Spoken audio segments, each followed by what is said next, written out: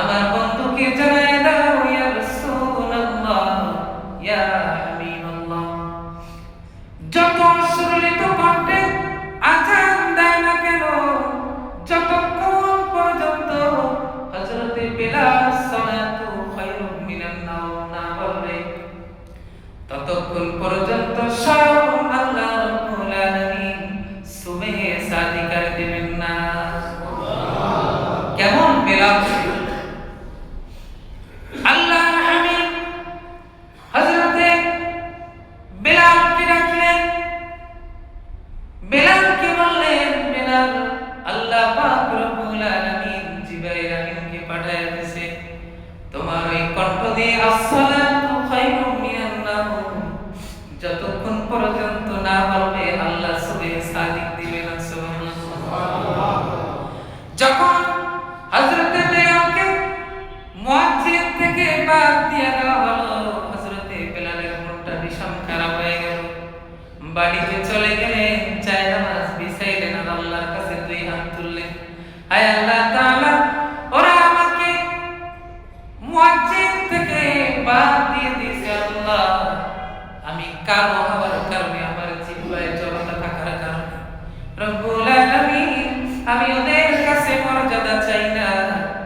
আপনি আমাকে জান্নাতে এমন একটা মর্যাদা দিবেন যেই জান্নাতে আমি রাসূলের সঙ্গে একসাথে থাকবো। কোন সুবহানাল্লাহ। আল্লাহর হাবিব যখন মিরাজে গেলেন, যখন জান্নাতুল ফিরদাউসের কাছাকাছি হাঁটতেছেন, তখন শুনতেছেন জান্নাতুল ফিরদাউসের মধ্যে কার যেন পায়ের আওয়াজ শোনা যায়। ডাক দিয়ে বললেন, ভাই জিবরাইল, এই তো মনে হয় আমার বেলালের পায়ের আওয়াজ শোনা যায় জান্নাতুল ফিরদাউসের মধ্যে। সুবহানাল্লাহ। হযরতে জিবরাইল আমিন ডাক দিয়ে বললেন, ও আল্লাহর নবী, আল্লাহর রাসূল, আপনি যেটা শুনছেন সেটাই সত্যি। এই যে জান্নাতুল ফিরদাউসের মধ্যে আল্লাহ রাব্বুল আলামিন হযরতে বেলালের পায়ের আওয়াজটা ফিট করে দিয়েছে। সুবহানাল্লাহ।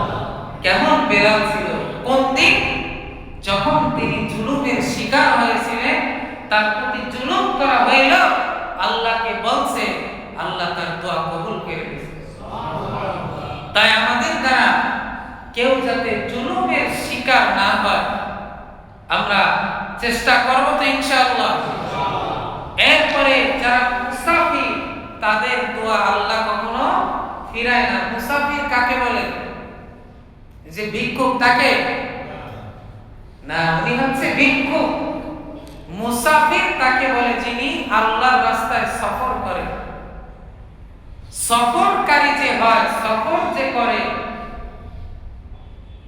সে যাই থাকুক না কেন, তার সাথে কখনো অন্যায় করা যাবে না। কারণ মুসাফির অবস্থা এমন একটা অবস্থা, আল্লাহর সাথে এবং মুসাফিরের সাথে কোনো ফাঁকা জায়গা থাকে না।